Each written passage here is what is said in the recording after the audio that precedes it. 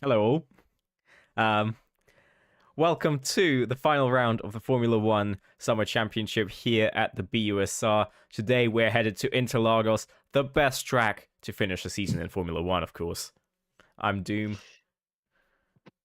Yeah, hello there. It's Mike back as before we finished one championship and now we got to finish another. As we are going to be doing our final round here at Interlagos.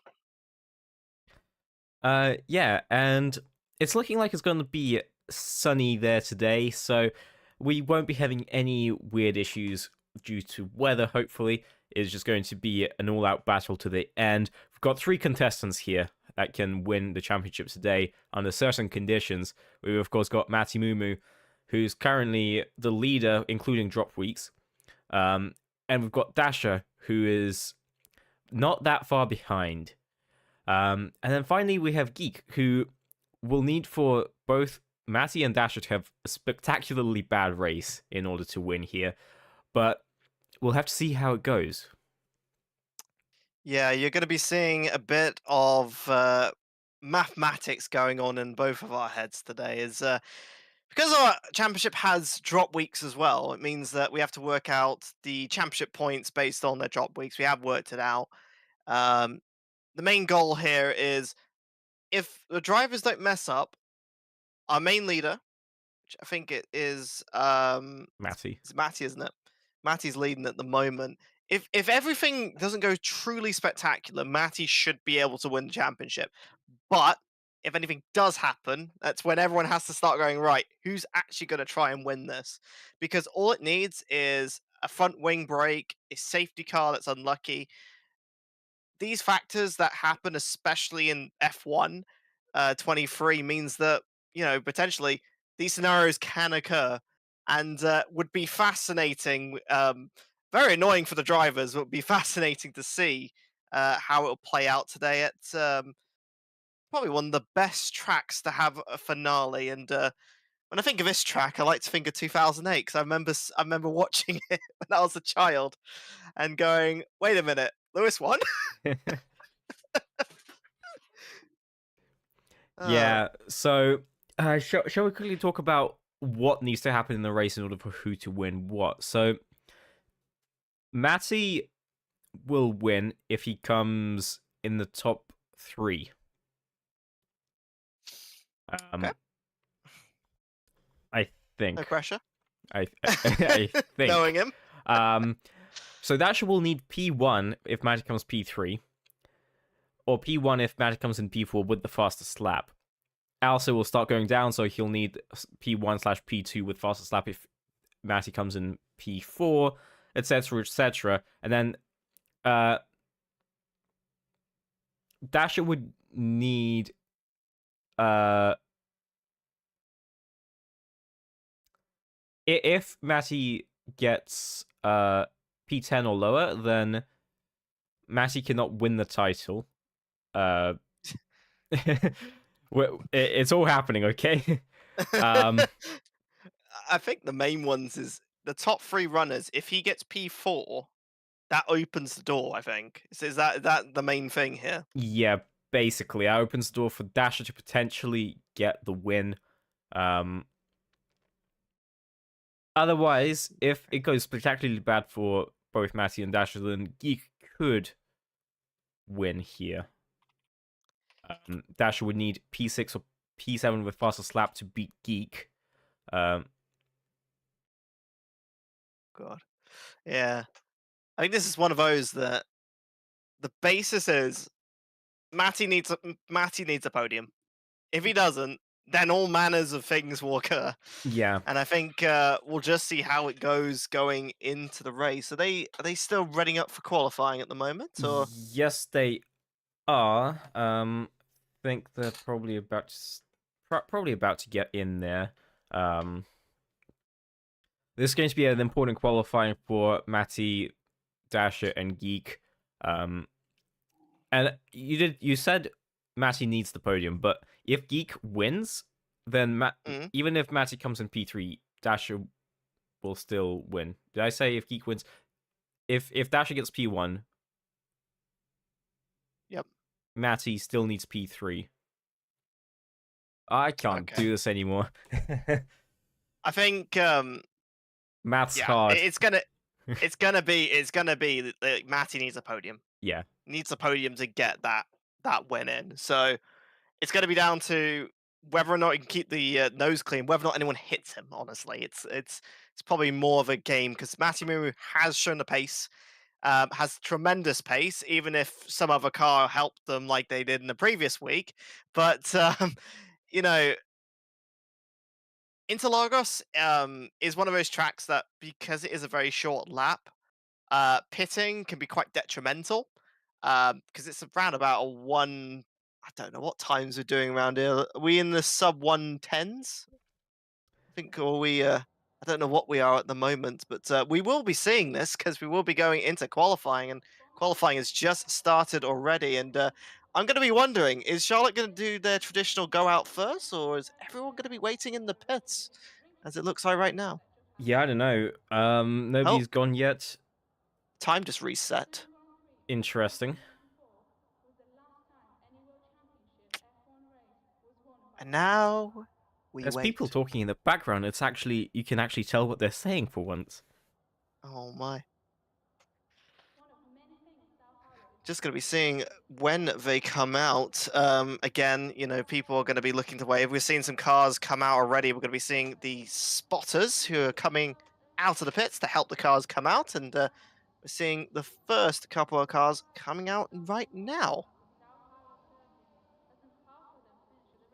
That is a very long pit exit. I forgot about that.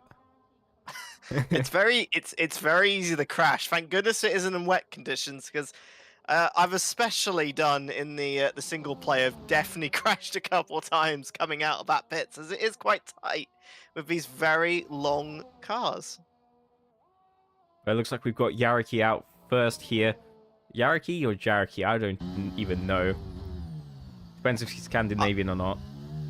I've said an even different one when I did the highlights. So the name can be interchangeable. I think of it as Jariki, just because it's I guess it sounds about right. Make your names readable. I think that's the main guess here. We're going to be seeing some of the first cars coming out there. Again, going first on the field means you can get your first laps on the board, which is quite helpful. But it also means that the cars behind might get a little advantage in track evolution.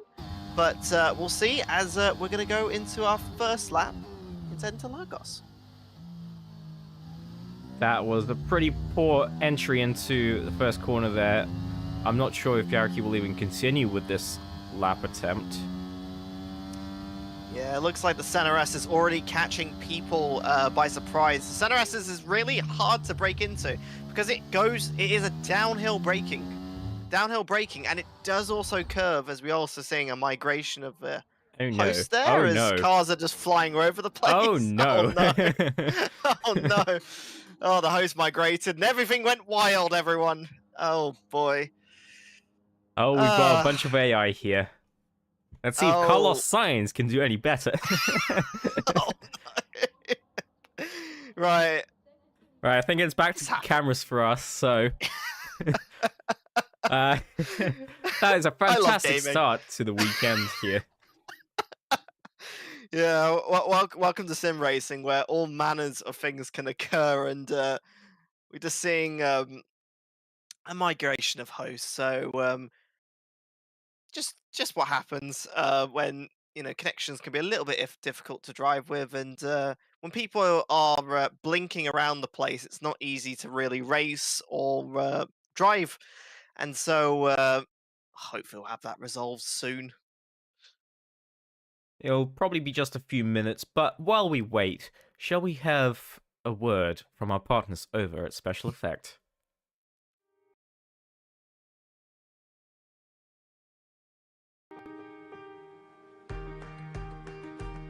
Nobody likes being left out. That's why Special Effect are helping people with physical disabilities to play video games. But this isn't just about having fun. The gaming setups we create are personalised, so people can play to the very best of their abilities. And that opens the door to inclusion and independence, confidence and creativity. Help us level the playing field and create more magical gaming moments. Because it's everyone's turn to play.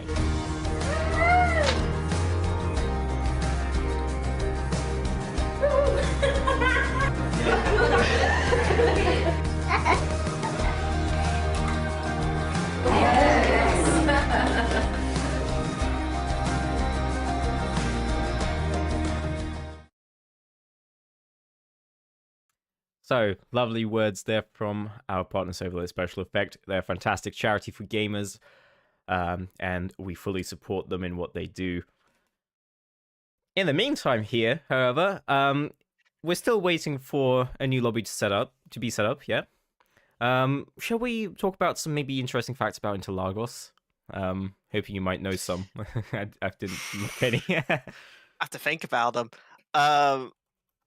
All I know is Interlagos used to be the final race for a lot of our races, F1, but has now been put to put aside for Abu Dhabi now, and we see it more as a third race before we end the season now, with the Lusail circuit in Qatar being added this year. Yeah, we did race here at that circuit in this season. If you look back to like round 2 or whatever. Mm. Yeah, I think with Interlagos as well. I mean, one of the things that I always find it interesting about it is, um, in terms of the topology, it is one of those tracks that, for some reason, it can bring rain, but rain to certain parts of the track, even it is so small. And when it does, it causes all manners of hell. And we've seen some very spectacular crashes, especially I think of Fernando Alonso's red flag that we had. God, it would have been over nearly just under 20 years ago. Uh, Getting hit by the side. It's also a very short pit lane entry, but a very annoying exit. Yeah, the exit, I don't know, it's kind of scary. As you mentioned, can be easy to crash in wet conditions. I think I probably struggled when I played the game a few years ago. Mm. I remember this being an interesting track. This is actually one of my favorite tracks to drive, I think, in the game. It's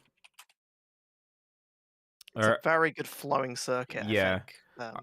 I remember one time I was playing over at a friend's house and he was having a go and he lost the rear on one of the corners. If I can figure out the name of the corner or the number, that would be great. It would be through turn 10. He lost the rear there, and he spent like a good half an hour doing the flashback to try to save it, and then I come in and do it first try. Oh I was like, dear. I'm clearly the superior sim racer. Turn 10 is probably the slowest corner of the track, making it really, if you're not very good with traction, then it can be incredibly difficult. And sometimes with the F1 games, especially in the last couple of years, traction has been a lot more difficult, and therefore, can be very difficult to pick up, especially as you're going up the hill, which does help a little bit. Does not help with the traction on the rear because it's gonna be more focused on the front. But um, there are lots of other corners to think about. Of course, the turn 1, 2 center S's, you want to have a good amount of downforce so you can go through these corners while also being relatively good on the brakes, because you're going downhill and you're more likely to lock those front brakes. And when you lock those front brakes, you understeer and you may miss the corner or the other corner because it is an S section, and you could understeer going wide into going on the inside of turn 2.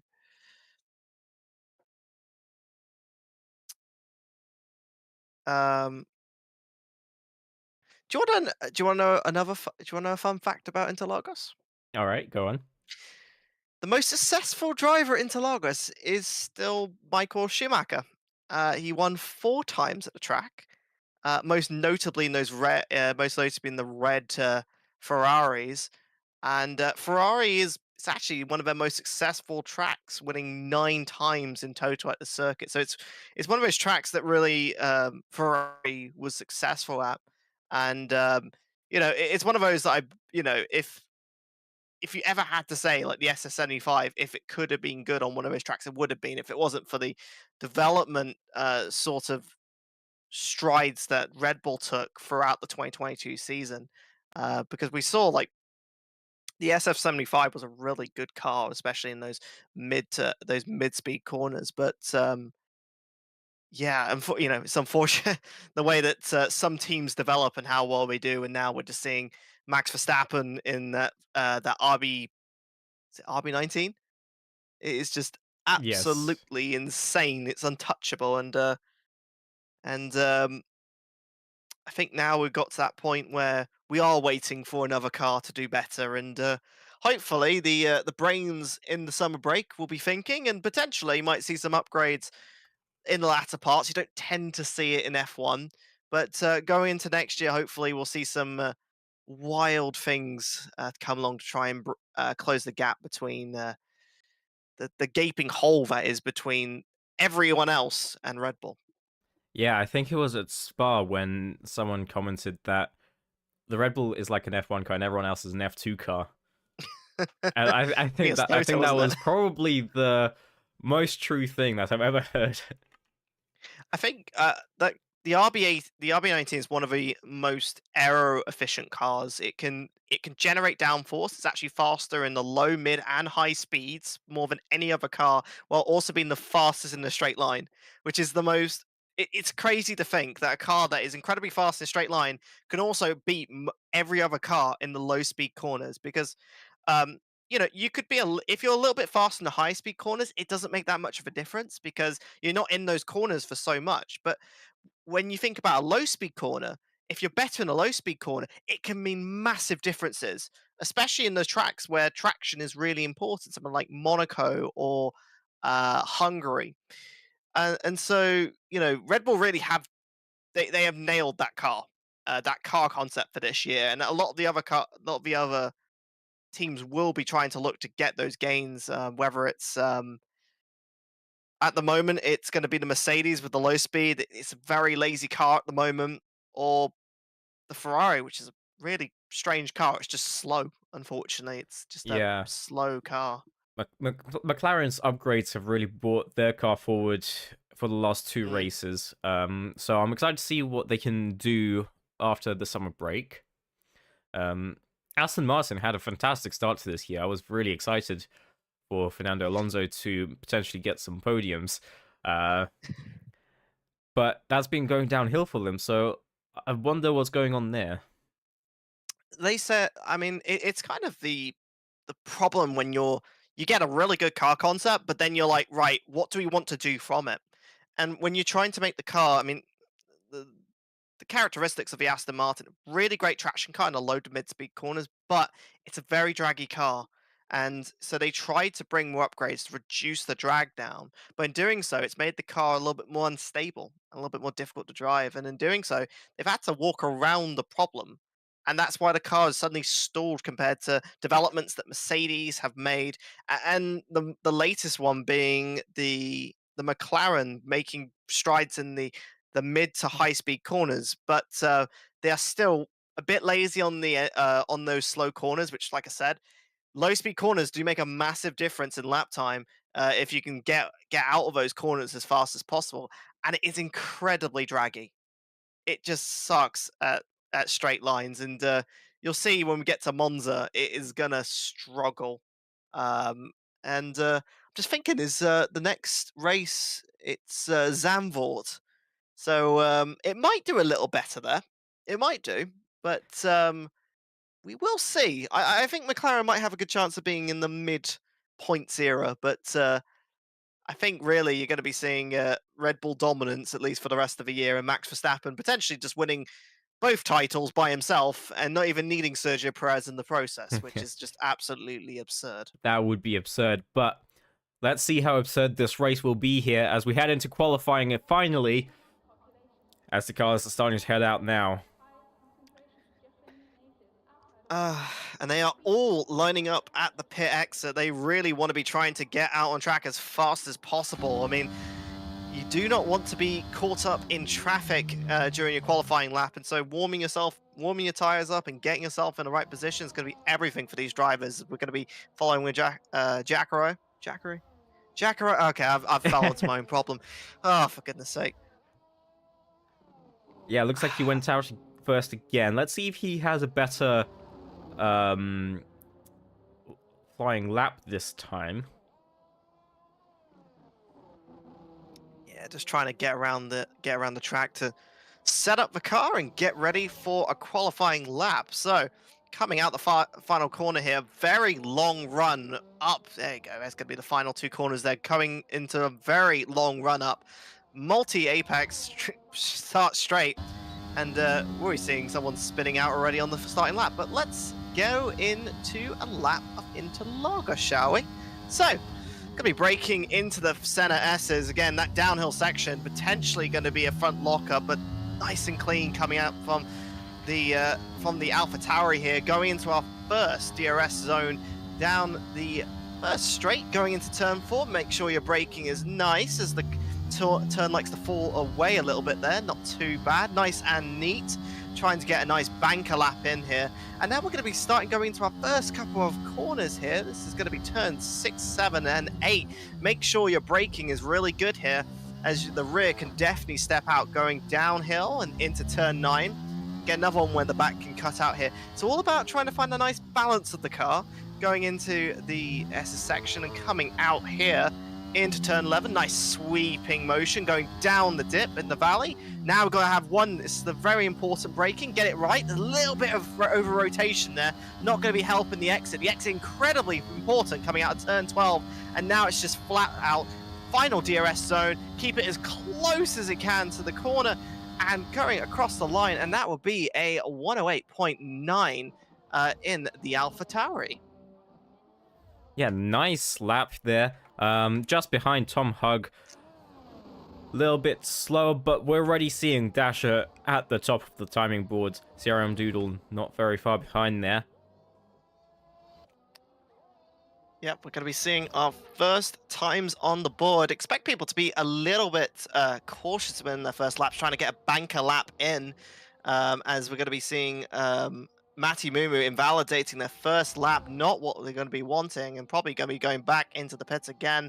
And that will be a back to the pits you go, and trying to put on some fresh, soft tires to go into another run, as we're going to be seeing a yellow flags down in Sector 1, Sector 2. I guess probably just to make sure the faster cars are getting the necessary track position there.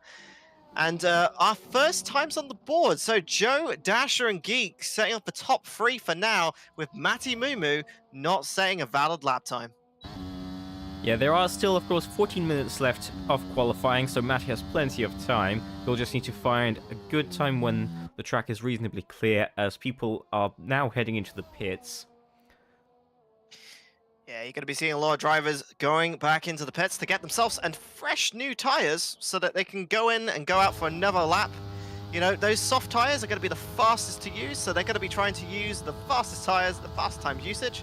And CRM going to try and go for another lap here, as they are currently in 5th place and be wanting a little bit of improvement, as the previous lap was invalid, which is not what they want to be doing. And yeah, going to be trying to line up for something here. So That's Purple Sector 1. yeah, looks like already some pace showing in the Williams car. I mean, these cars are all similar in performance, so they will not be having any detriments by running a different car. I mean, we know the Williams have been quite a fast car in a straight line already, so CRM being the only one on track just to try and get themselves, like I said, you can see the data a bit more than I can. Purple in Sector 1 hopefully could translate to something a little bit more, as well as Linden being a new driver. I've not seen them before in our streams in the BUSR summer this time around. That it could just be someone with a name change. Probably. I'm not sure. I do not recognize that. I'm not aware of any name changes.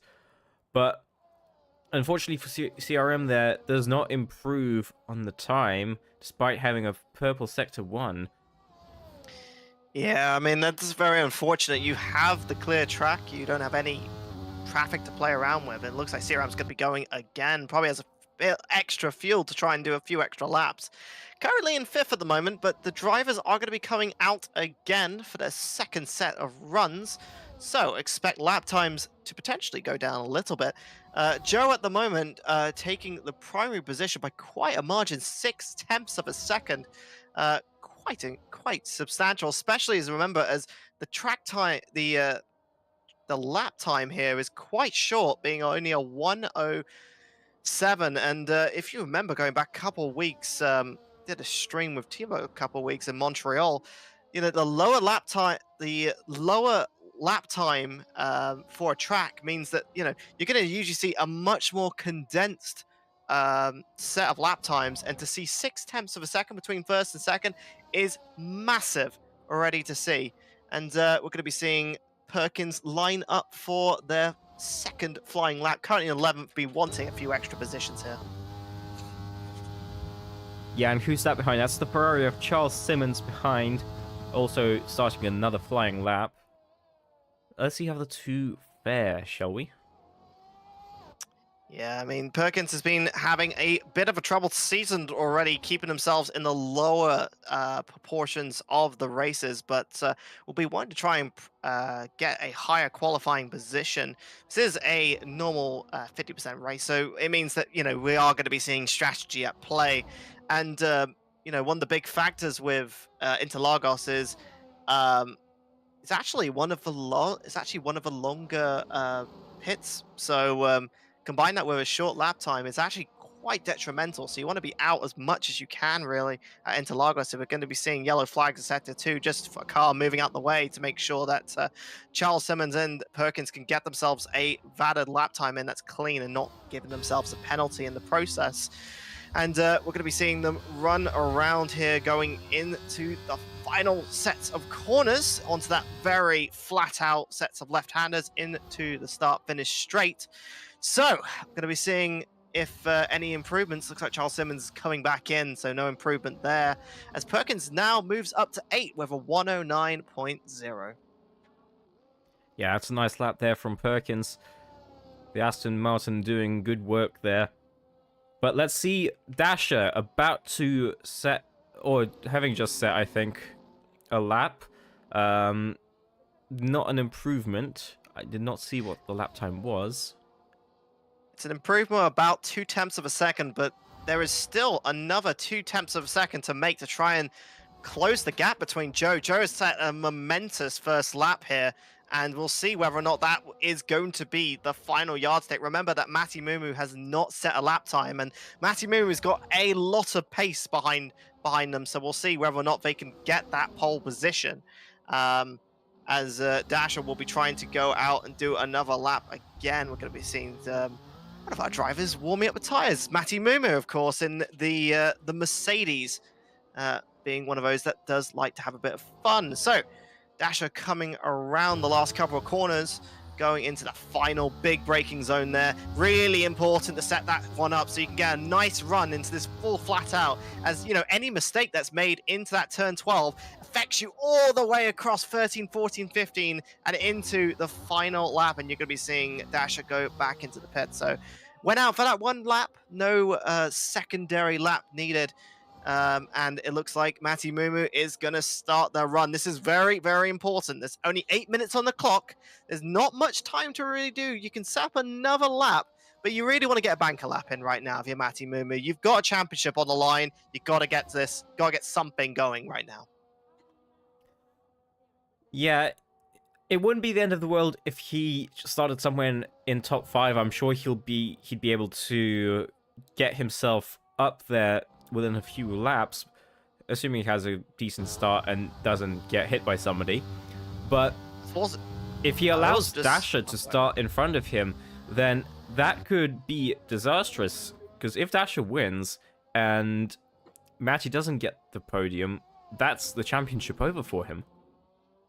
Yeah, it's really important that Mati Mumu gets the podium here to really cement their victory. I actually just see on the map earlier, Joe actually having a bit of a spin out that turn 12. Again, that traction zone being very punishing, and unfortunately, that spin means they've had to go back into the pits. So no time to really set themselves an improvement. Mati Mumu coming over the line, good sector 2. Will this lead a pole position? And no, No, it's only a 12th place. Has the track got slower in time? that is slightly concerning. He set a purple sector 2. Something is not right with that car. Whether it is the changing surface, can't really see much of the atmospheric differences at the moment, but uncharacteristic of Mati Mumu. This is not something you want to be doing when you have a championship on the line, and it looks like Mati Mumu is trying to push it again to try and see if they can set a competitive lap time. 109.3 being nowhere near the competitive lap times. A lot of people, being a lot faster, and you'd expect a little bit more out of Mati Mumu here. Yeah, I would be expecting it at least the mid 108s. Well, and the most uncharacteristic thing was a purple sector 2 as well, going for that lap as well. So something did not go right during that lap that we did not see, unfortunately, and they will be going back into the pits. One more sets of runs remaining for these drivers, and again, early drama already. Mati Mumu has to get something going, or else this is going to be potentially massively detrimental to their championship run, and we're going to be seeing CRM coming out when the track is nice and clear. Be nice and hopefully it'll be nice and clean when they do their laps. Currently in 7th, be wanting some higher positions as sort of people that CRM has been racing are ahead of them, and potential 5th would be lovely, setting themselves up going into the feature race. Now, I'm not entirely sure, because I think I saw CRM tap the outside wall on the exit of the pits, so I'm hoping there's no damage for him there. Maybe it was more visual for me than it was for him. We always said that exit, pit exit is always a little bit tricky, as the walls come close. And if you're not careful, you can either spin the tires, and cause yourself to lose control of the car. And I think actually you're right. That potential touch meant that they've gone back into the pits. Only 4 minutes 40 remaining. So a lot of these drivers are going to be wanting to get themselves in their final lap. But the big ones to really look out for. Mati Mumu needs a good lap, a competitive lap time to really put them, set themselves up for a championship winning run here. And we're going to be seeing Perkins having a bit of a problem coming out of turn 12 with that traction zone being horrible, especially with these cars that have a lot of torque. You really got to set this one up, because that mistake is going to be punishing them all the way into this first corner.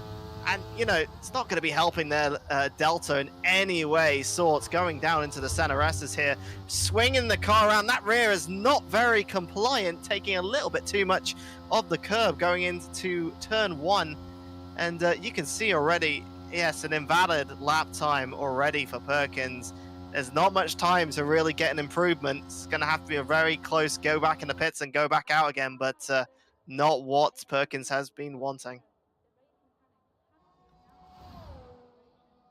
Doug on his outlap now, currently in P13, definitely not where he wants to be.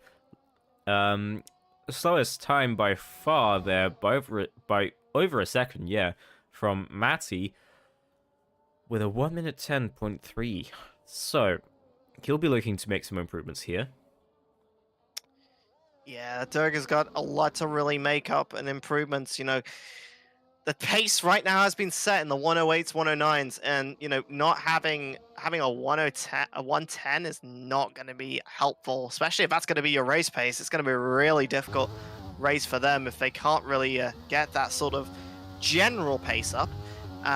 Again, just setting up their outlap right now. We're going to be seeing Mati Mumu come up with an outlap here. This is going to be crucial for Mati Mumu to get up. If they don't get this lap in, it's going to be massively detrimental. They do have the pace in hand, and I bet you they can work their way through the field, but this looks a little bit squirmy out there for a lot of these cars.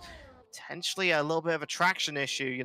Track might not be that easy to drive on, and Matty Mumi's setting themselves up for their final flying lap. So we'll keep a follow on it, and just remember, Matty Mumi's rivals are also on their out laps as well, so we'll be keeping it close going into these final laps.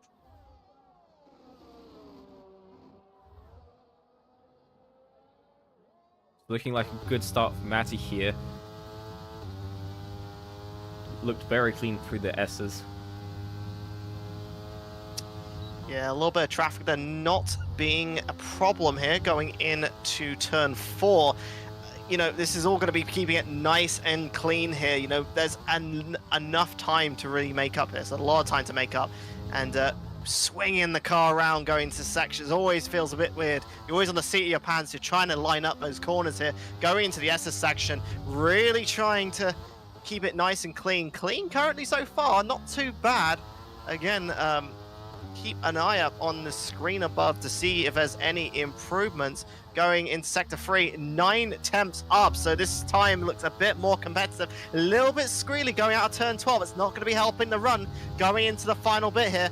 DRS zone coming up. Get that flap open, get that extra brake horsepower, and keep it as close to line. And that is going to be a second place on the front row of the grid. Yeah, just 400ths in front of Dasher, as Dasher sets another lap faster than Matty. Oh no, Dasher has ruined Matty Mumu's front row as going through, getting the second position. Looks like there is a little bit more pace on the board for these drivers. And it looks like Dasher saying, no, I want this first row here. And that is not going to be nice, especially on the inside line. It's going to be it's going to be nice for braking. It also means the corner definitely converges a lot more. We're going to be seeing Charles Simon cross the line. Does not look to be an improvement. Yeah, 9 temps off. Definitely not what they want at the moment. And you're going to see the last couple of drivers come through. But also, by the way, that Williams getting 4th position. Geek will not be happy. I say that Geek just gets the 4th position, gets the second row of the grid. Drivers are coming through. And I think the big story here is looks like Perkins has been given a 5-place grid penalty with a collision into Alpha, and it looks like Alpha's actually DNF'd already, so that's not what they're going to be wanting, flying them all the way back down. That'll be the back of the grid, actually, knowing them. And Dasher's just going to be heading into the pits here. Drama already, and it looks like Matty Mumu's been struggling to try and get a valid lap, gets the second, and only for Dasher to ruin that, going and pushing Matty Mumu down the third. So Matty Mumu's got the position to win the championship, but has to get that done, and it's going to be down to whether or not people like Geek can really ruin it. You need 3 drivers to really ruin Matty Mumu's chance, and it's going to be whether or not Geek can really do that. And qualifying will be ending, and Joe will be getting the top position. Yeah, so Joe, with an amazing lap there, right from the very start, completely unbeaten by anybody else. Dasher came somewhat close, 500ths away, sorry, in the last moment. But those are the only 2 times in the 107s. Yeah, very, very competitive front row there, really pushing the limits of what they can do with their car. And that means that, well deserving of it. And it shows that people do have the pace. But it comes down to whether Matty Mumu has a third person to fight with right now. Because for anyone else to win the championship, Matty Mumu has to come forth to really open the door. And so it's whether or not people like Geek can really get in there and, push and get that position. It really comes down to whether or not damage will become a factor. Safety cars, we've got 50% race, so there will be more factors than the straight pace, and we'll see going into the race. But Matty Mumu has lined themselves up for a championship win, but it's whether or not keep it clean and whether or not the other drivers can show that they can beat Matty Mumu through their own means or by some other means out of our own control. Yeah, so I think that's going to be probably one of the most exciting races we've had this season. The fight for the championship. It's come down to the very last race, and 3 people can win it.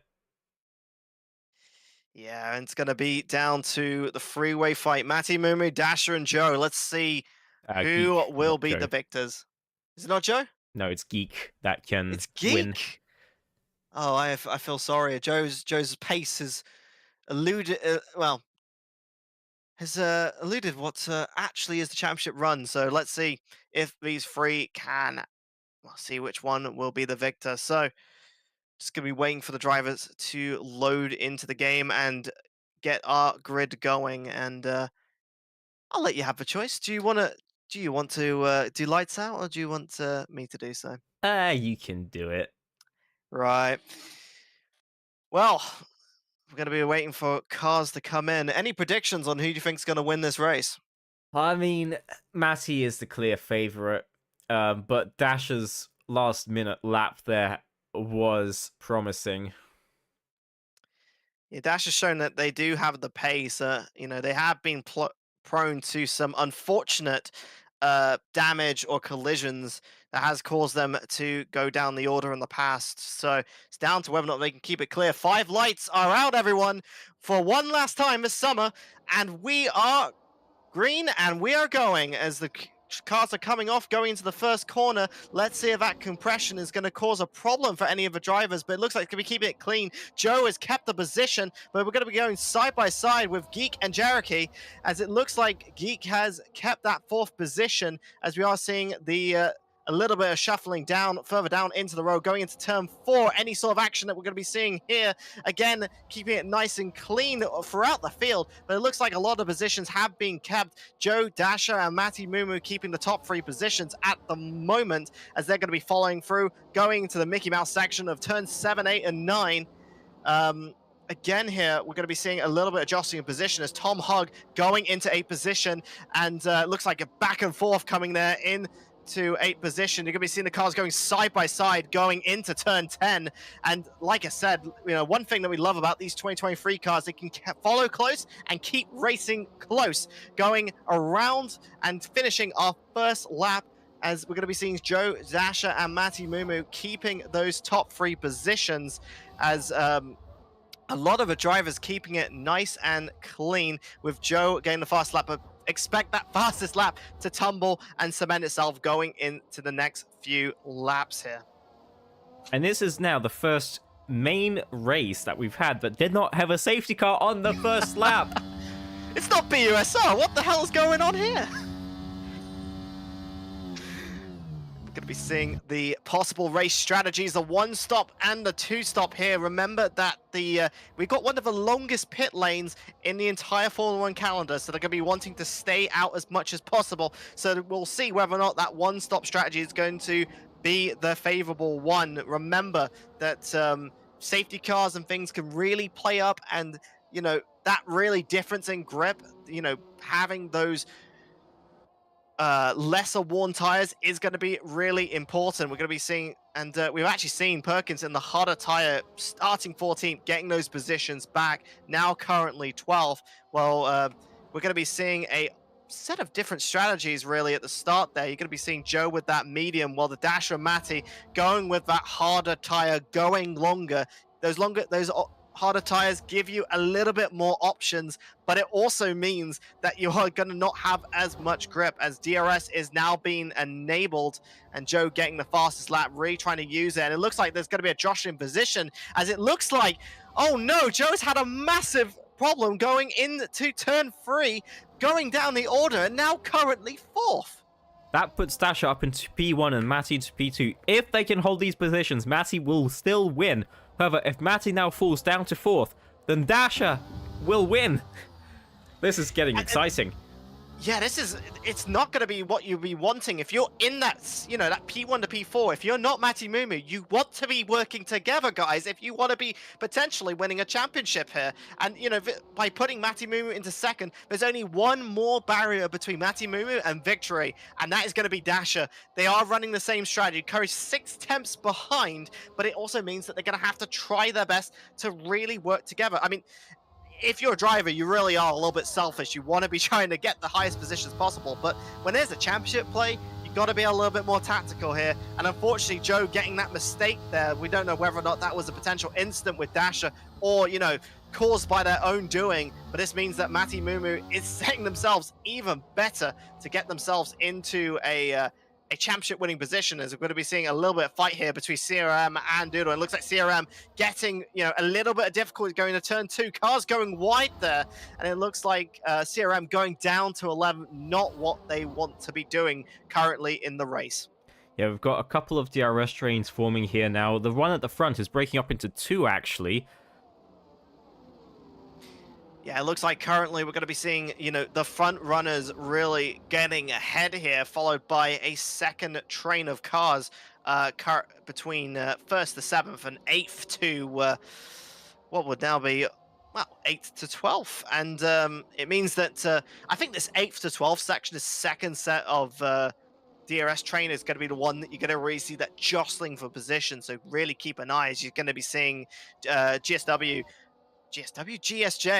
coming out a little bit difficulty, having a bit of struggle currently going through these sets of corners. But yeah, it really doesn't look like the rear is responding well there, and Dirk is not having a lovely time either in that McLaren. Dasher, on the other hand, is having a lovely time in that McLaren, leading the pack at the front. Yeah, it looks like the time has calmed down a little bit. Looks like Matty Mumu has gone into turn 4, sent it in, but it looks like the switchback has been effective, and it looks like multiple cars taking the opportunity as Geek has got themselves into second position, and Matty Mumu's gone down to third with potentially Joe going to fourth, dive going on the inside, going to turn 6. Is this going to be a move? It looks like Joe has made it, and Matty Mumu is out of the podium positions. This is what Dasher wants, as now Dasher is potentially winning the championship at the moment. I won't call it right now, as it's only lap 5. There's 31 laps to go in this race, so it means that currently Dasher's going to be winning the championship if things stay the way it is. Yeah, we do also have to keep in mind that the people that just overtook Matty are on the medium tires, and Matty is on the hards, so the grip just wasn't there on these lower corners. But it looks like, I was going to just say there for a minute, DRS really making it important here. Geek getting into first place, going into the first corner, and it looks like the medium runners are going to start be getting, using that tire grip, using that pace to try and get ahead and make the differences they can do on track. yeah, I would say that it's the Red Bull's insane speed on a straight line, but we do have equal performance cars here in our leagues, just to make it fair.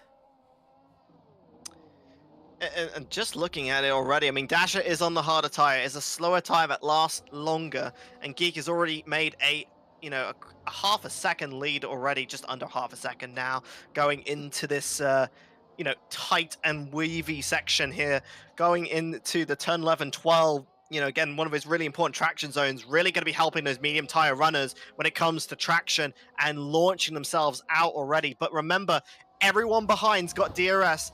That DRS is very strong going through into this turn 1, and we're going to be seeing whether or not they will be going into it. And it looks like you see the lap time going down a little bit there. Charles Simon getting the 11th position as Alpha's having a little bit of issues going into that traction zone, but already showing that DRS is actually, makes it a sizable source of improvement in Delta, but Geek is keeping the cars behind, which is really impressive considering they started 4th in this race.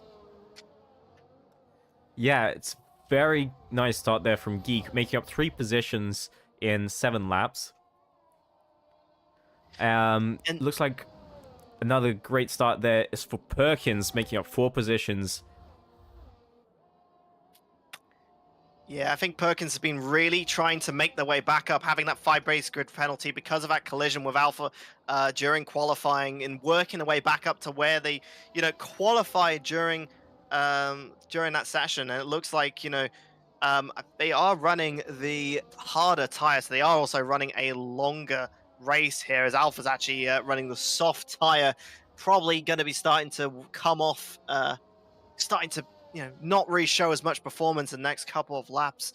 And the real thing is going to be is watching, as looks like going into the first corner, Joe is going to be making a push going into turn 1, and looks like makes it stick, as that medium tire really showing the difference in performance going through those corners. And Joe has got the second position, not making much in terms of the championship right now. I think Geek is doing a relatively good job, but those hard runners are going to have the the advantage later on this race, and we're going to find out whether that happens, as well as Charles Simmons going into the pits. Looks like a front wing change as well, so potential damage coming out for Charles Simmons. Not what they're going to be wanting with the early point of the race. Yeah, not at all. That was not ideal, and because it was so early, Charles will likely have to pit again. Those tires probably not going to last in the rest of the race. I don't know. 28 laps. Do you think he could do it on hards? It'll be a very, very long one. I think Charles Simmons will be wanting for something like a BSC or a safety car to really get themselves back into those higher point-worthy positions. This is the final race of the season, so getting those points is going to be really important for cementing whatever place you want to be. And if you want to get those positions, it is going to be important. CRM getting diving into the first corner, getting that 8th position. Looks like the car behind Tom Hugs in that Alfa Romeo getting a little bit squirmy going into that center S section, but it looks like the cars are going to be trying to run back up, as keeping it nice and close going into turn 4. But it looks like CRM is going to try and cement their position as the top runner in this secondary train of cars. And really, this 8th position is going to be who's going to be the fastest of the second tier of drivers. As just watching the start very top, Joe is currently leading with an 7 tenths of a second for Geek, really trying to push themselves along here. And it's going to be important. These guys are going to keep themselves close and try and pull themselves away right now, but they just can't really right now. And because of it, it means that these hard tire cars are going to be, they might not have the advantage right now, but they will have it in the next couple of laps. And like I said, if you're running those medium tires, they are going to be struggling. You're going to be seeing Geek getting a lot closer to that rear of that Mercedes. The DRS really showing how much it improves top speed, and keeping it nice and close. This train here is very close, and but no real position changes going into this 7, 8, 9 section, as I like to call this. Really close traction zone, set of traction zones here, and I think the drivers are really trying to go into some sort of rhythm as they're settling into this 1-stop, 2-stop race. Yeah, and something interesting. The driver that we don't think we know, we don't think we've ever seen this Linden ever before, is actually keeping up pretty well towards this front pack. Yeah, showed relatively okay pace going into qualifying, and Linden really showing in that 6th position at Williams, keeping behind Jericho, and really nipping at this, the edge of this, front set of DRS train here. I mean, it's going to be really important, as it looks like 3D has had a bit of an issue going into the, going into the pits already, I for think an early this stop. is one of the drivers that had the softs on, perhaps? Let's see. It was actually. Yes, you were so right, actually, yeah. That was just a pit stop, normal pit stop, going onto the hards there. I'm wondering, is the strategy here maybe soft, hard, soft?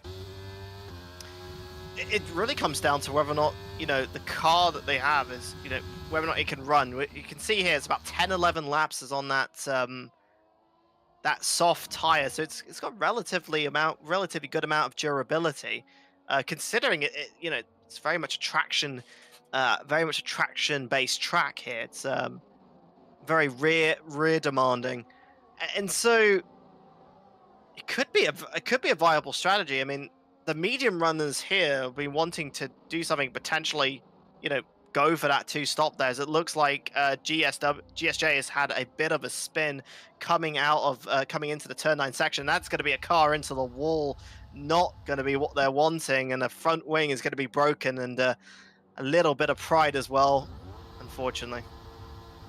Oh, and they have been Oh, disqualified. That is not ideal. I think the car is stuck.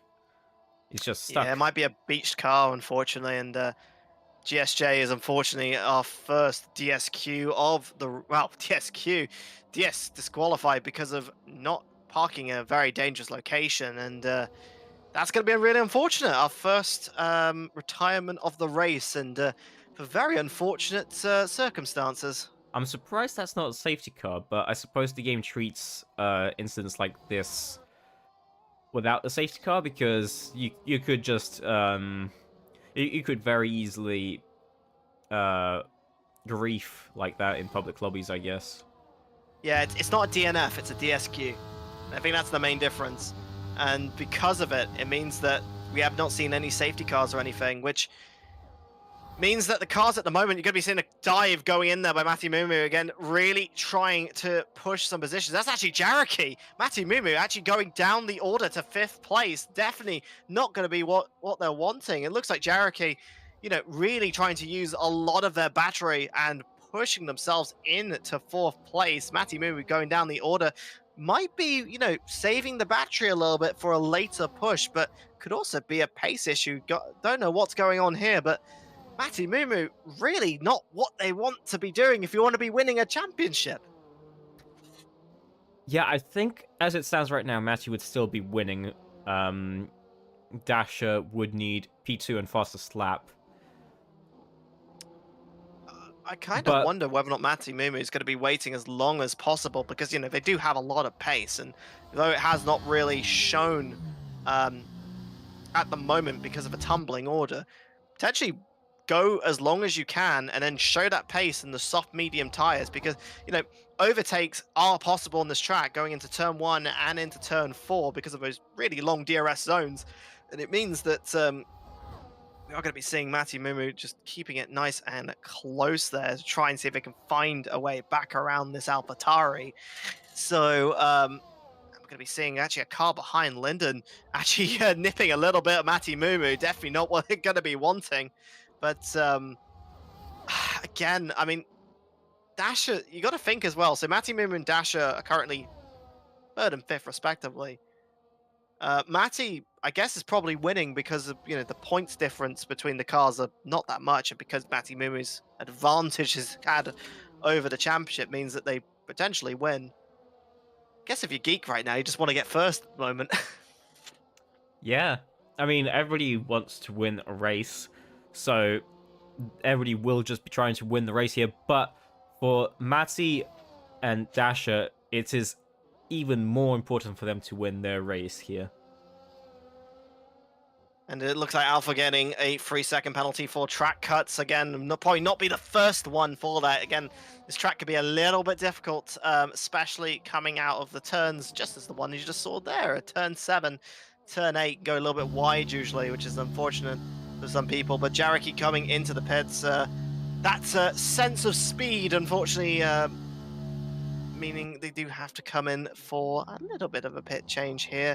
It's going to be a wing change. No, just a standard pit stop from those medium tires. Going to be looking for those sidewalls there to see what they've got on. They have gone onto the hard tire. So probably going to be trying to make that last to the end of the race now. I think it's doable. 21 laps on hards should be doable. It may be a bit of a challenge in the last 5, but I mean, the mediums lasted 15, so...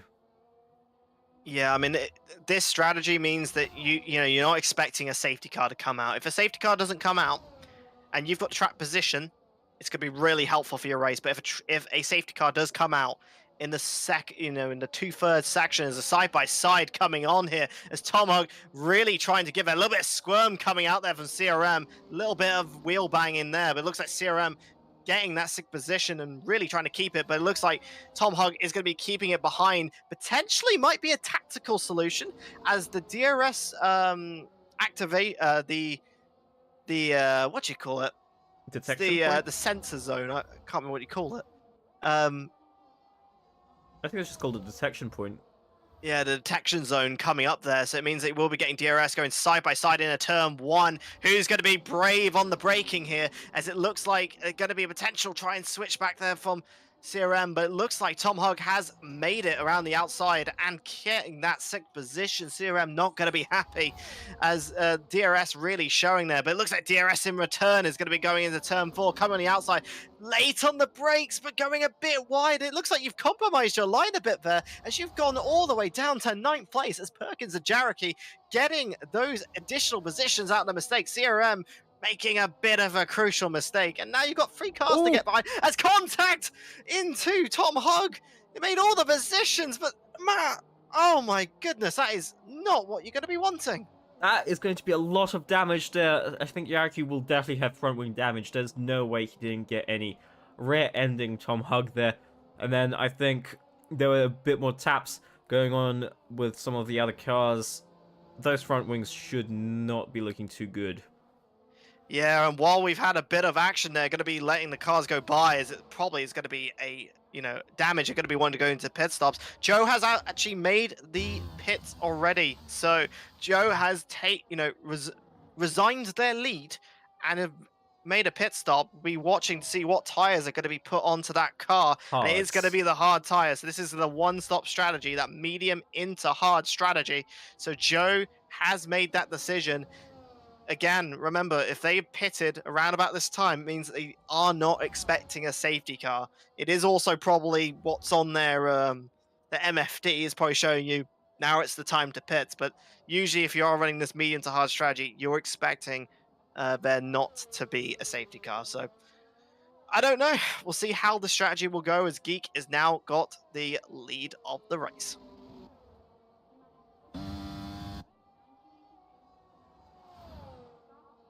But Geek goes into the pits and Dasher regains the lead now. Matty also stays out, so Matty's now in P2. Let's see what tires Geek puts on. Probably the hards. Yes, it is.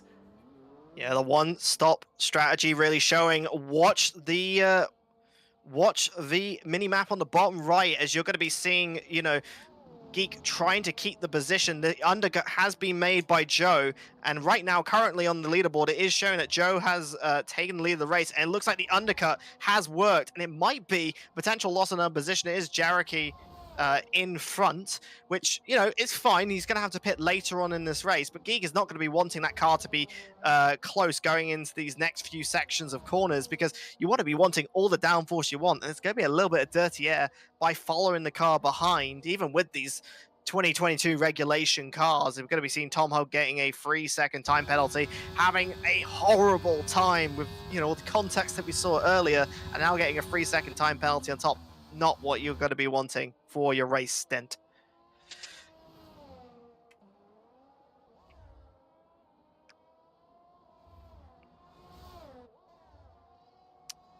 I think we've just gone past the halfway point of this race. Lap 19 of this race, 17 laps remaining. We've got to be really thinking right now. So, the cars that have stopped right now, Joe and Geek have already stopped. Those are going to be the people who are going to be, our net leaders of the race. While you are going to be seeing other cars, and we're going to be seeing Matty Mumu go into the pits. So our championship leader making the pits are just coming out right now. We're going to be seeing what position they get into. And looks like CRM Doodle will probably get the position. Yes, they will. Back behind the William. Actually, that's Linden, isn't it? Yep. Back behind they go, and but Matty is now on the mediums. Started on the hards, switched to the mediums.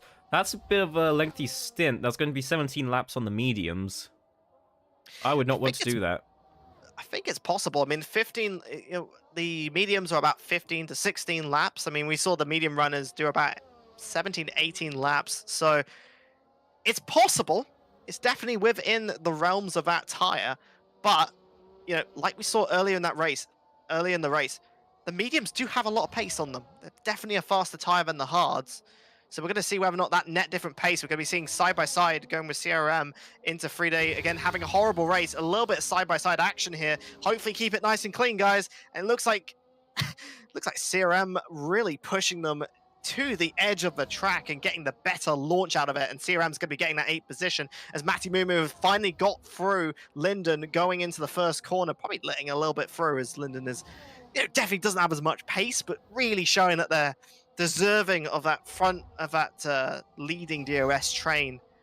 And as Dasher Matty rejoins just in front of Matty.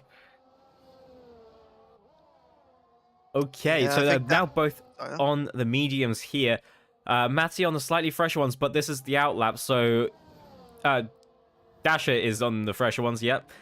And on the outlap, so Matty could get an overtake done here, going into the last sector probably, or on the main straight, on those warmed up tires.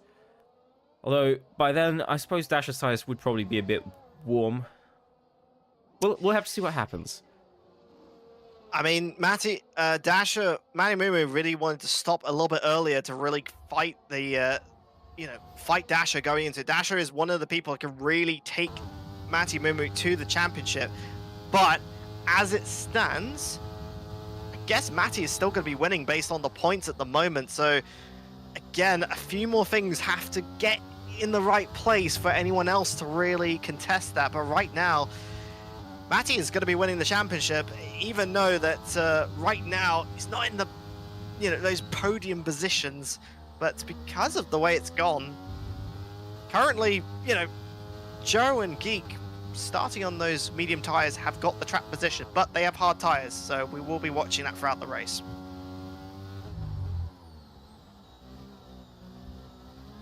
Looks like AD getting a 3-second penalty there. More track cuts happening all over the place now.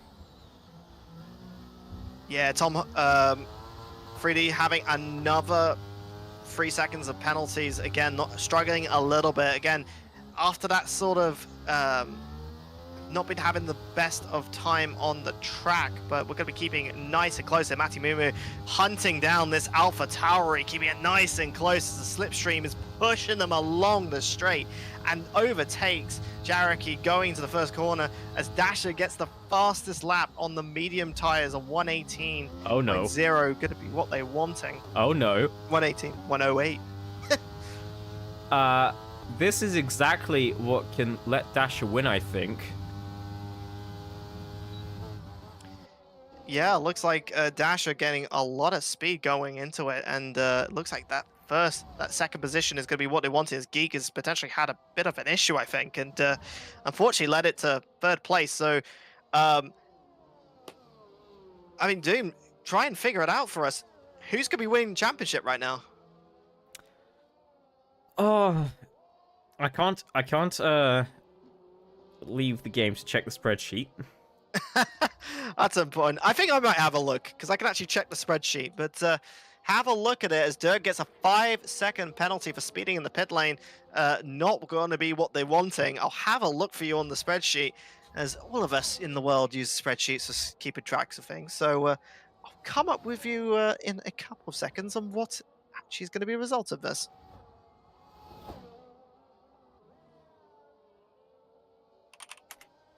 Matty is right on the back of Geek there. We'll probably get this overtake done down the straight here with the DRS. They both have DRS open, however. Who's going to be late on the brakes? Geek keeps his position for now.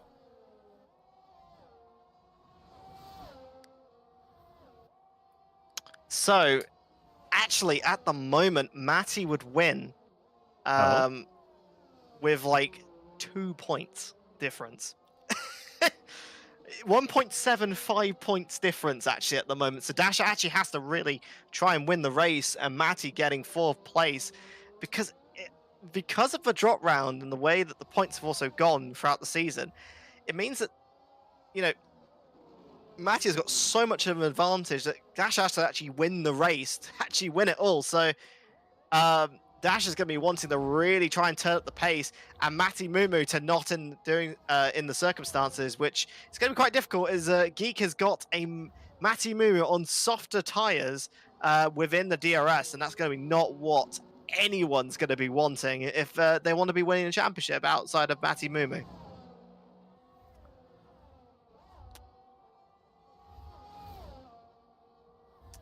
I would say let's look at some other battles, but there aren't any other battles really at the moment.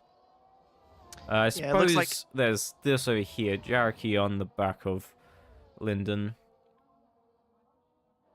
but not really close enough to get a move done. Yeah, it looks like a lot of the cars have spaced out throughout the race. I mean, this tends to happen with any sort of racing. You see the cars space out as the, the difference between the fastest and slowest cars become more seeable, and because of it means that you're going to see some slight battles at the moment further down in the field as Alpha is going to be trying their best. We're going to go back on to Matty Mumu. Again, this is going to be really important for the championship. If Matty Mumu gets this fourth position, it's going to be the third position, sorry. It's going to be really, really important on Geek. So can Geek defend it for a championship here? We're going to be seeing Matty Mumu going late on the brakes and makes the move stick. It looks like Geek's going to try and follow as close as they can, but Geek has not got enough pace here. Let's see if the second detection zone is going to make the difference, because the detection zone is halfway through turn 1, turn 2. So Geek is going to have DRS, going to try and push themselves up, but it looks like Geek has not got the necessary straight line pace to make the overtake happen going to turn 4, and it looks like Matty Mumu has got themselves into the podium positions. Yeah, so if Matty can just keep it there for another 11 laps and come across the line, he's got the championship in the bag. Makes you wonder whether or not a Latifi moment's going to happen now, aren't you? I don't want to jinx it, everyone. I do like some good racing, but this is a game where you can have virtual safety cars and safety cars, so you never know what's going to happen. There is a lot of grass in this track, but, it would be a little bit exciting. I'm not going to curse it by any means necessary, but right now, as it stands, Matty Mumu will be winning the championship, and Dasher is not going to be wanting this. You have the faster tires, you could potentially win the race, but in the end, if Matty Mumu's got the points already in the bag, it's all going to be for nothing, really. It's going to be just a cement of the second place in the championship. The RM on soft tires. What's going on? Did I forget about this? I think someone wanted a little bit of pace. Lap 26 of the race. We can have a look at the tire graphic, see how much tire is being used. But it looks like CRM's going to be using that pace difference going into there and taking the 8th position. Tires being a really, really important factor in this race. Softer tires are noticeably faster, and it's really showing. These harder runner cars really getting that needed pace to make those passes, and this track really showing you can make the passes going into turn 1 and turn 4. They are possible, and they are showing, and we've seen it already further up the field, and CRM showing it with these softer tires. We'll see whether or not they last, as they're expected 10-11 laps to last, and we've only got about 10 laps remaining of the race, so we'll see whether or not they'll last the end. I think CM's going to have to do a little bit of saving later on into the later points of the race.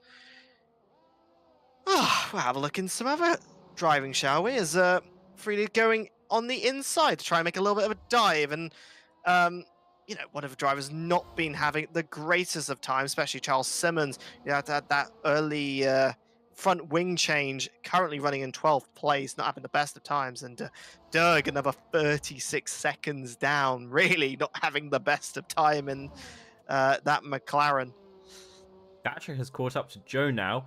I don't know what happened there. Joe had like a 2-second gap, and now Dasher's right on the back of him. He'll probably get a move done down the main straight. Yeah, and you're going to be seeing here that DRS detection zone coming up with the DRS activation zone. That flap going to be coming up on the rear, giving reducing the drag and increasing the top speed, getting nice and close here as he's going to go around the outside, going into turn 1, and Dasher makes the move stick as Joe's going to keep nice and close to try and see if there's any sort of follow-up. Remember, the DRS detection zones between turn 1 and 2. There's another DRS zone coming up right now, so Joe has the right to attack back going into turn 4, but it looks like there's not much pace difference there, and Dasher has now got the lead of the race and be wanting to really go into the sunset and try and win this race.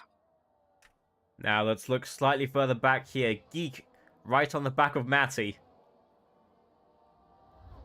Yeah, Geek has been trying their best to really keep themselves currently in the hard, using the hard tire against the medium tire. We've seen, you know, the difference in the tire strength really being a factor. And now that Dasher is in the position, if Geek can get close, make the overtake, then Dasher has the opportunity to win the championship here. So whether or not Geek really wants to go out there and win it, I bet, you know, any driver wants to make the overtake if they can. But, you know, Geek has those harder tires. They don't have as much grip. We'll see if they can keep nice and close. He's within detection zone, within the DRS detection zone. So that means, you know, that flap on the rear is going to help him push him along those straights, get close to the car.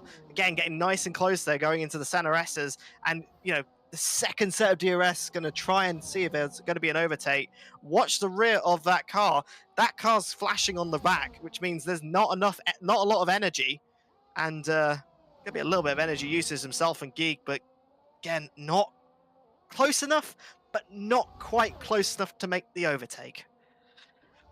Yeah, I have to wonder, will Matty's tires give out in the next few laps and allow Geek to pass him on the tires that will certainly last a lot longer than those mediums?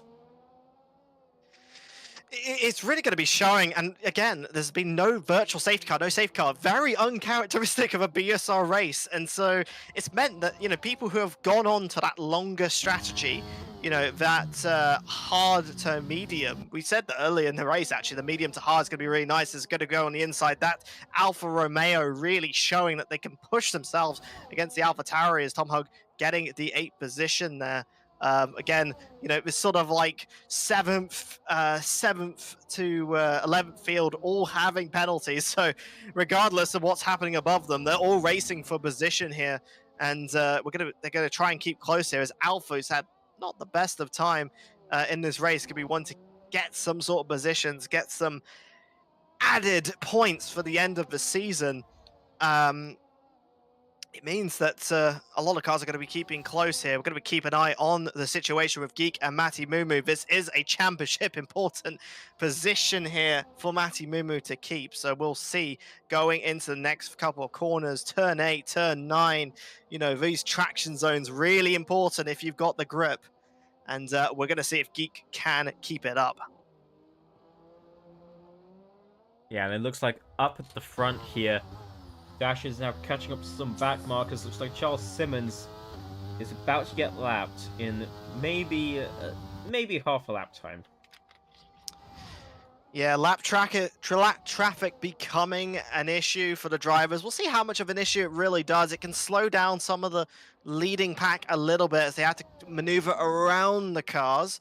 But, you know, in the FIA standard of blue flags, people will get out the way, or else you get a momentous amount, a very, very big penalty, which you don't really want to be doing. So cars are going to be getting out the way. It's going on the inside there. A little bit of contact going in there into turn 8. Very, very mean indeed, as it looks like Alpha pushing a car wide. A little bit dirty of driving there. Very, very rough indeed.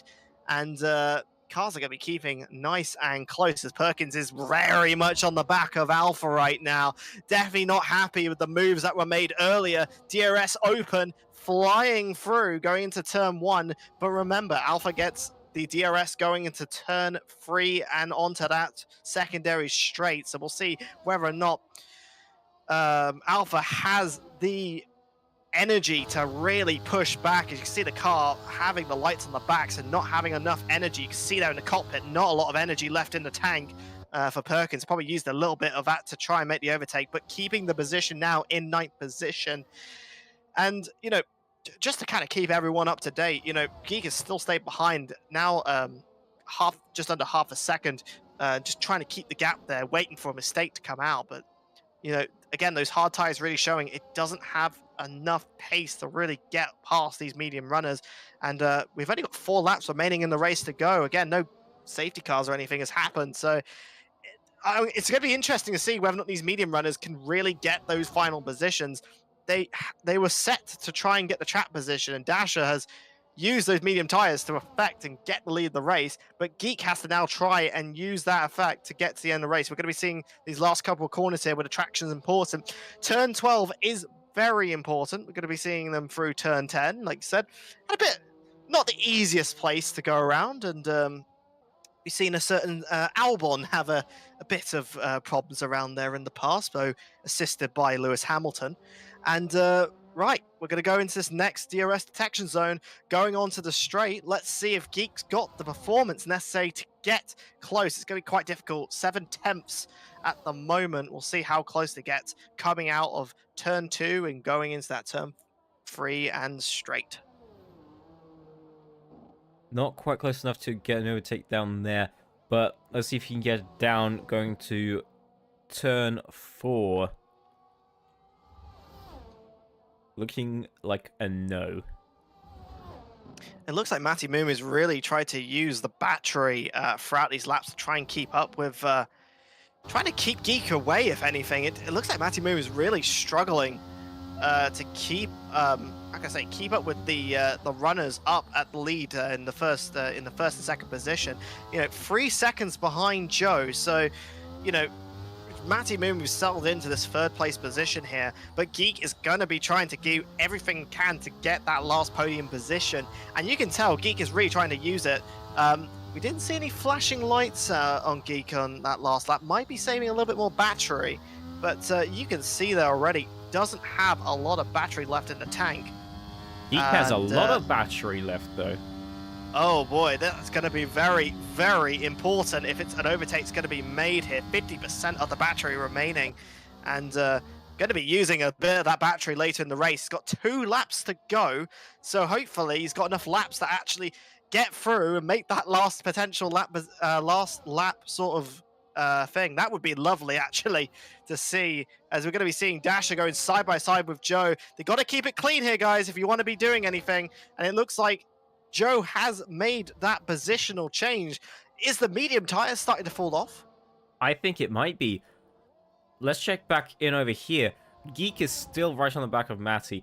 Now, we know Matty is insanely fast, but so is Geek. Geek, I wanted to say he's won a championship. I'm not sure now.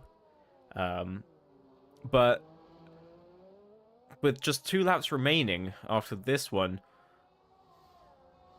you never know. It looks like he did fall off there a bit, though, in the last few corners. It looks, it looks like just that 1 second is going to be trying to push everything they can throughout the detection zone to try and get that DRS open.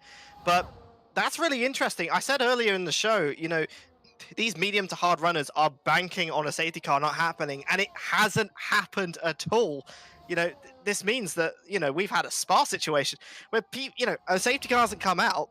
These guys are banked on a hard run, have, hopefully are going to actually get that advantage shown to themselves. And they're seeing already, the guys who ran on the mediums are starting to get punished at the very last point of the race. We've got a lap and a half to go now. Dasher's going to be wanting to get this position. It's going to be really important. Sector 1, unfortunately, having a little bit of a yellow there. But Dasher, this is really interesting because Dasher's now back in 2nd, Matty Mumu is back as the championship lead. He was still the championship lead down in 3rd anyway, but this just solidifies it. He could now finish in 4th and still win, I think. Yeah, Dash is really going to have to try and push it. We're going into the last lap of the race. Let's see if he's got everything he's got in the battery, because it's going to be really hard to pass in those further sections. Going on the outside, braking late, keeping it nice and close. Dash is going to be getting that second set of DRS, keeping it within 0.2 of a second. Watch them going side by side. This is for a championship potential. Remember, Matty Mumu has to be passed by Geek, and it looks like Dash has made the first thing he needs to win the championship and overtakes Joe going into turn 4. Look at this. Oh my goodness, and while we were just talking, Geek has made the pass using that battery difference, got the pass going into turn 4. Geek has gone third, and Dash is potentially winning the championship right now with only a few corners to go. This is some last lap madness. I cannot believe it. Right now. I cannot believe Dash it. has only got a couple corners to go now. Going into turn 12. Last crucial traction zone needed. Looks like he's going to be going in. Keep it nice and clean. And he has. Dasher just needs to keep it nice and clean. There is a DRS zone coming into this. It is small. It's 0.4 of a second. Joe is keeping nice and close. It's going to go potentially close here. Side by side, going onto the line. And he's winning it. Dasher's won the race. But Matty Moo has to come nice and close. Very, very close to the finish. And it looks like Matty's gone 4th. No! Matty did not win! Dasher has won the championship here on the last lap! Oh my god! Side by side. 2 side-by-side finishes there, both for the championship. That's absolutely incredible. Unreal. Absolutely unreal. I got to turn my light on now. It's got a bit dark here. Yeah, I should probably turn mine on in a few minutes as well. We're going to see the last couple of cars come across the line here. Wow.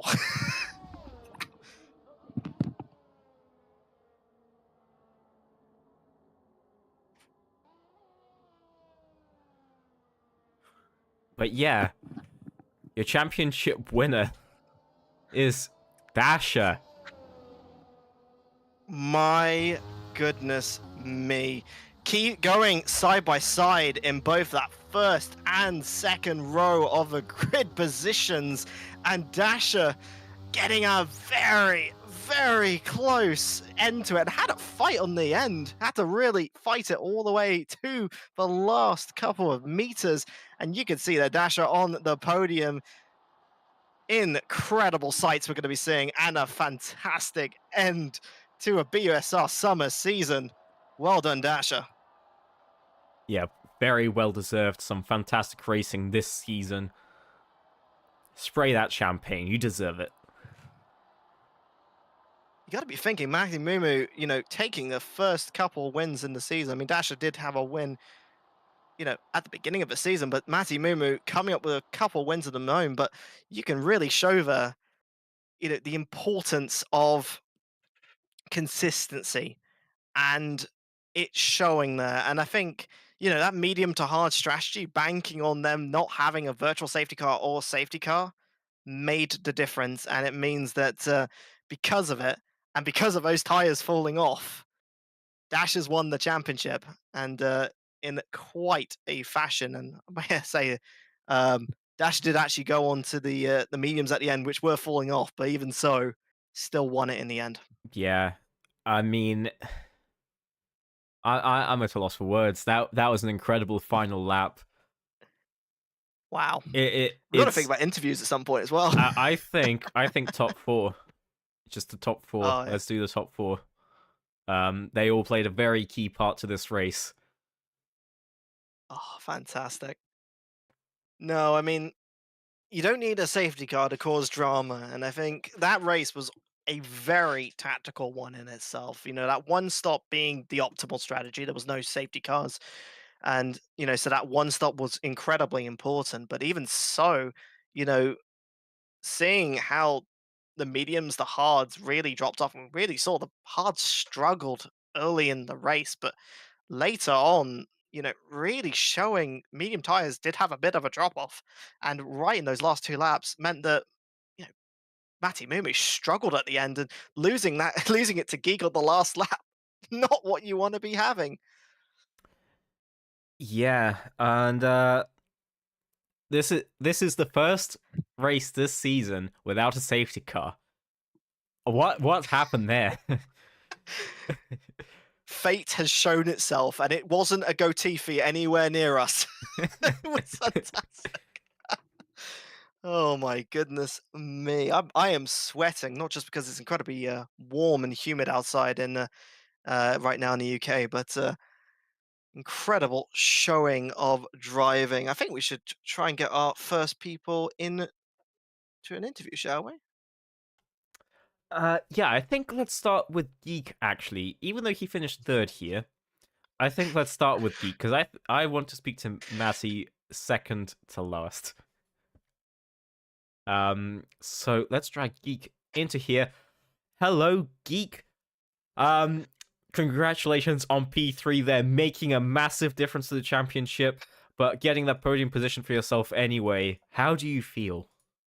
I am exhausted. No, bloody hell, it's so warm in my room right now. Originally, I wasn't so like. I feel I don't feel bad at the same time because I feel like I've influenced this title. Considering the fact I wasn't supposed to originally be racing, I was supposed to be an Exeter for the entirety of today. In fact, I was supposed to be on a train back right now. So no, that didn't happen. I'm fully back. I went and raced, no practice whatsoever. I did not know what tires were good. I still had a lap of fuel at the end, but yeah, I think third place seems to be my spot this season. Really, all in all, really nice race up at the front. Just so close. I mean, you with that strategy going into the medium and hards, do you think at the start of the race when you saw that Matty, Mumu, and Dasher had the hard tires, you felt like you made the right strategy going into that? Possibly, yeah. I mean, I could have also done soft to medium, courtesy of, I believe PSGL had already done Brazil stuff, and I watched the video, and I think Yano did soft medium. I briefly tried it in a practice race about 30 minutes before we were supposed to go to briefing. Yeah, just the softs died in like 4 laps. It just didn't feel good, and again, like I didn't have any idea on the actual hard tires, so it was a massive gamble. But I know the undercut's strong, so I just wanted to go for the softer tire at the start and then go for track position at the end because Brazil is and it isn't difficult to make overtakes. You really need to be inside a DRS range of another car. Hence why, yeah, I've gotten third. Really, I just kept knocking out consistent laps until I think 2 laps from the end. Burnt half the ERS I got back and only just got Matty out the line.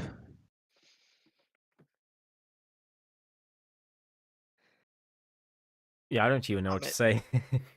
I was gonna say, like, were you saving ERS going into? Because we were watching your ES usage, and Matty Mumu was having when you had flashing lights on the back, so he was using ERS. Were you aware of like the Oh yeah, ERS sort of thing going on right at that time? yeah. I could see his light constantly flashing from the penultimate corner all the way down the pit straight, and even in the second DRS zone all the way down to turn 4. The only time I didn't necessarily see it was sector 2, but I think because he was so good in sector 2, so I'm assuming he must have been running higher downforce.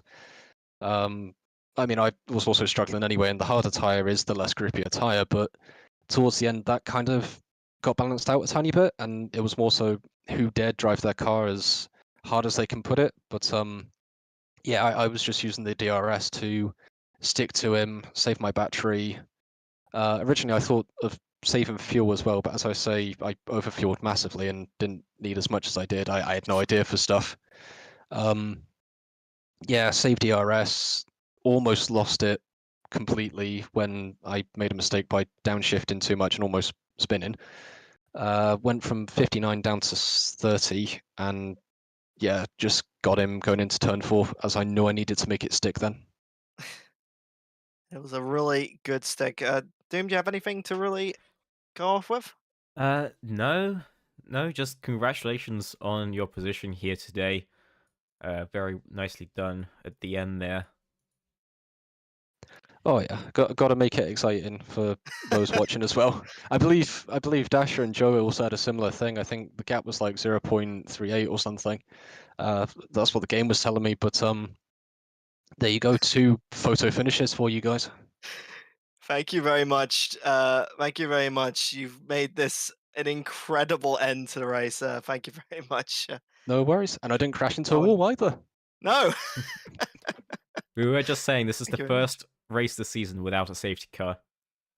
Oh Christ, it is. It is at all actually. I thought we were going to get one at some point because I saw a DSQ'd car and yellow flags in Sector 1. Yeah, Yeah, we it was a thought that DSQ, was not going a to DNF. happen. Yeah. That explains it. Right. Yeah, No worries, cheers, Owen. guys. Have a good P3. Cheers, it's been a pleasure. All right, and I think next we should probably talk to Joe. So, welcome in, Joe.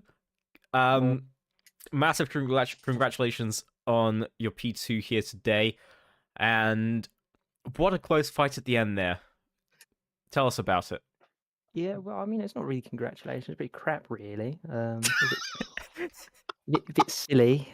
I, I should have won.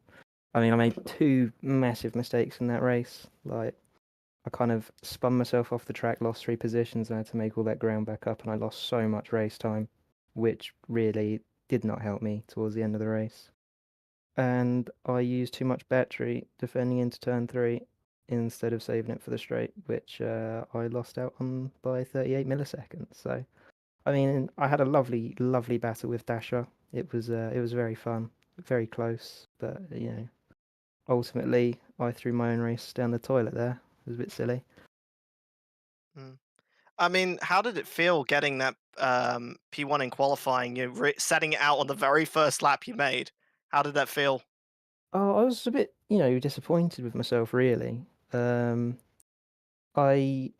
just couldn't put a lap together. The first one was all right. There was a lot of time in it. Sector 2 was pretty mediocre.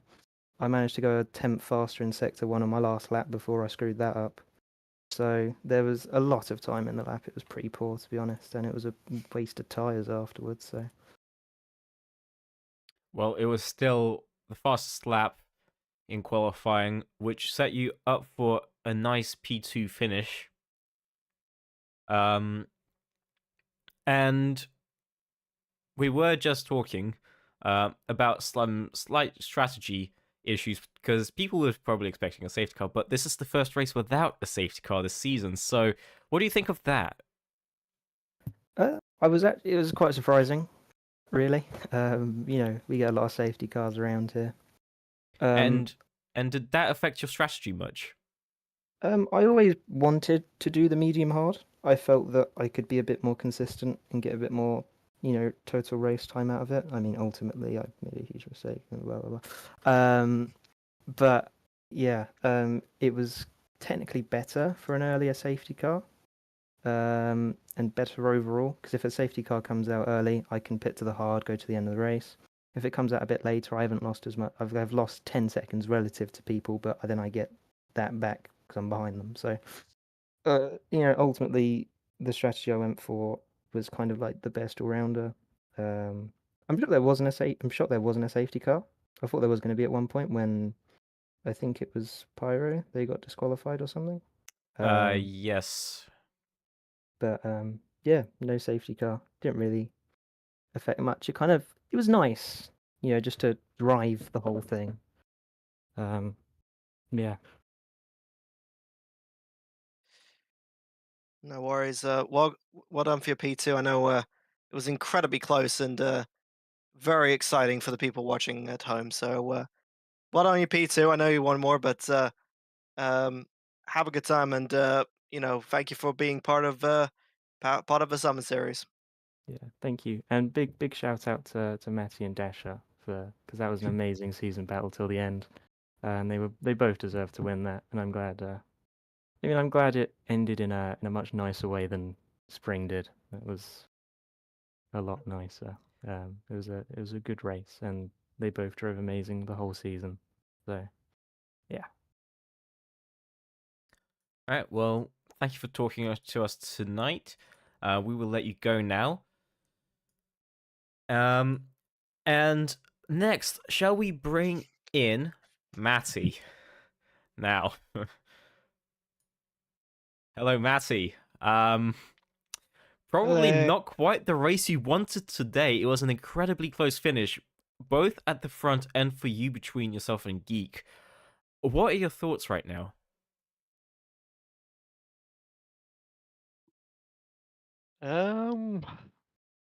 There's a lot, but I don't know how to explain it really.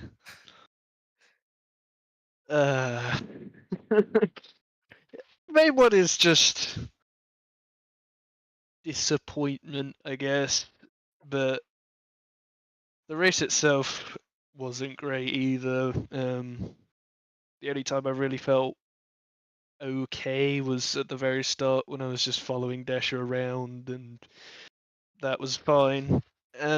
Then Jericho got past me, which terrible mistake. And from then on, it was just hoping that Dasher doesn't win, and he did. But and then having seen that, like towards the end of the race, I was just hoping that Joe would get back past him, but or they just crash and I win. But that was not going to happen. But yeah, just not really what I was hoping for from today. I mean, one of the things that really was noted was the qualifying session. Did it feel was it more of a personal feeling thing going on to that? Because it was only until really the end you actually got a competitive lap time. And how did the car feel overall for you? um, well, I only got back from holiday last night, so I've had 24 hours to prepare. Not that that's an excuse, but qualifying, I invalidated my first set of tyres. Fine, we go again.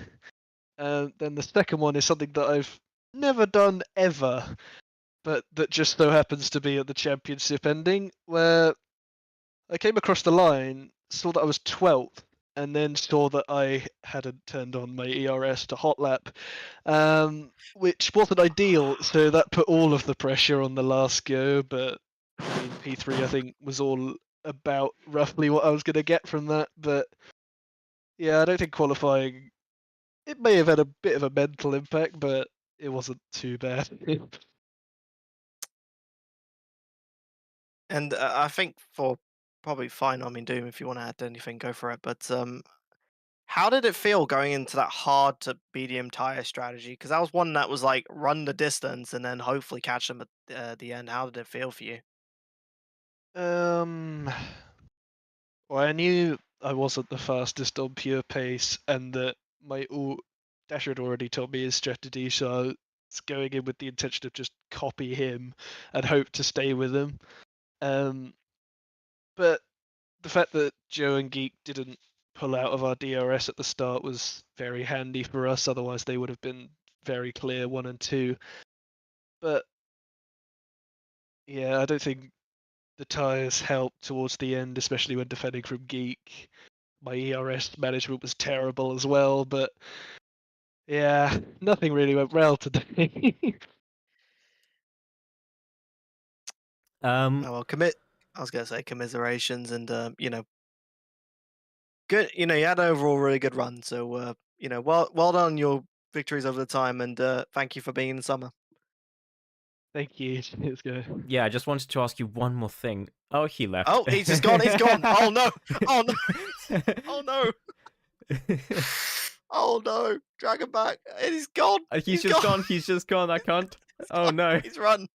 Okay, well, Okay. in that case, let us talk to Dasher, our champion here today at the Summer Championship. Dasher, welcome in. Congratulations on the championship. Very, very close win there at the very end. What are your thoughts and feelings? I don't know. It's hard to put into words, to be honest. I've not. I mean, obviously, I've had a good enough season to win, but it didn't feel like a championship winning season. But just consistent drives. showing up, got me there, and I took the final win in Brazil. Which Matty did all he can do, and then I did all I could do. So. I was gonna say, you only won it by 300ths of a second. How did it feel when that car was coming up behind and you had to go for, keep the lead to win? So yeah, I spent like the past few laps. I had to debate where I overtook him because I knew there was going to be a DRS battle, but I never had any RS. I'm like, I just have to hope I can get far enough in sector 2. And I'm on that straight, and I'm seeing this Mercedes barreling at me. He's getting bigger and bigger in the rearview mirror. Oh, my time stopped and got past the line. I was still first. Yeah, what a way to finish. If Joe had overtaken me, I lose the championship. So. Oh, but then it wasn't over yet, because right behind, Matty was only 36 milliseconds behind Geek as they crossed the finish line. So he's 36 behind. Like Joe was 36 behind me. I believe he was 51 behind Geek. So insanely close. Yeah, it wasn't over when you crossed the line, but what's an amazing last lap there. That we were lost for words here in the commentary booth. So, what I wanted to ask Matty before he so rudely disappeared on us was, how do you feel about this being the first race this season where there wasn't a safety car? Safety cars are usually what gives me my wins. So I wouldn't have been too unhappy. I believe, in the front runners, I was the latest to pit, so it would have helped me more than anyone. So, well, granted when it was, but no, it was fine. It was nice just having a race where it was just down to pace, just down to skill. Yeah, no, really good fun. And I do want to give a shout out to Matty, because he did get screwed over by a lot of drivers in this race. So many people holding him up. But he deserved a championship. Unfortunately, didn't get it today. But massive drive from him this whole season. I was gonna say, I mean, you went with the hard to medium strategy, and really showing at the end that that medium to hard was actually a bit. It lasted the whole race didn't. How did it feel really at the end there? Because you were having a strategy which showed that you know the other what they ran, that medium to hard showed like add better pace at the end. How did it feel for you? Like I said, it was a bit scary, obviously, that Joe and the Mercedes behind me. Because there was a couple of times I pulled out the DRS, and then he managed to get back in, and I was just back and forth. And to be honest, once you with them on the mediums, you just want to be pulling away as early as possible. And because I didn't do that, it became a scary strategy rather than a comfortable one. So I'll do it again 100 times, but it's definitely scary for sure. Right, well, I've got nothing else. Do you? I think if there's any champagne to really go around, is anyone you want to be spraying this evening? Well, I think quiet night in with the boys, celebrating the win is the way to go. So crack on a cold one, have a sit down with the lads. I think that's the way to go. Nice. Fantastic. Have a good evening, man, and well done on your victory. Thank you for the brilliant casting and streaming this whole season. Thank you for giving us such an interesting battle today. Thank you. All right, and that was Dasher, our championship winner here today. Oh man, what an incredible race this was. That's got to be one of the closest finishes in BUSR history. For a 300ths of championship, a yes. for a championship. You got to think 300ths of a second on the first, second, and third to fourth, and either one of those switched, the Matty Moo wins. That is incredible. And I think one that's going to be remembered for a long time to come, especially for the competitors who's raced today. And, commiserations to Matty Moo, who's done an amazing season run, but Dasher showing that it goes all the way to the end and makes the Lewis Hamilton versus Max Verstappen's thing look a little bit, how can I say, a little bit more processional in comparison to how close it was. That was a few years ago, however, so I'm sure these drivers will have mostly forgotten about that. Uh, um, but yeah, so that's 2 championships done now. We've got 2 more to go. One will not be streamed live, and I will be fighting very hard to win it myself. But we will be back here for iRacing on Thursday, the postponed round, taking us to. I keep forgetting the name of the place where it is. It's Okayama. No, that's where we just were. Okay. It's the one in Australia. Something Not Park. Mount Panorama or anything. Oran Park. Oran Park. Okay. No clue. Yeah, I have no clue. I have no idea what that track is, but apparently that's where the iRacing drivers will headed to on Thursday in the MX-5s. So stay tuned for that, and then on Friday we'll have the final highlights for you to check out as well. Despite this being the end of the season, however, we still will have many more fantastic casual events going on. We've got a few lined up for ACC towards the end of August and start of September. So if you are interested in joining, then please do head over to busr.gg/Discord to sign yourself up. And, well, if you're interested in any other things we do, like iRacing, Dirt Rally 2.0, or even Formula 1 here, and if you're a student or an alumni, then be sure to join us here for the fun. Anything else you want to add, Mike? What did I miss? I think it's been a really good season already, showing in both the ACC and F1. Hopefully, we'll see a nice end as well in the iRacing and Dirt 2.0. And good luck for your final runs. I don't know where you guys are going in the world in Dirt Rally 2.0, but You hopefully it'll be a literally lot just of did fun. the voiceover for the highlights. You should know. It's one of them. It's Baumholder, Germany. It's Germany. In the ex-military complex. Ah, yes. The place where I love to lose tires Yes. and potentially a whole car in the process.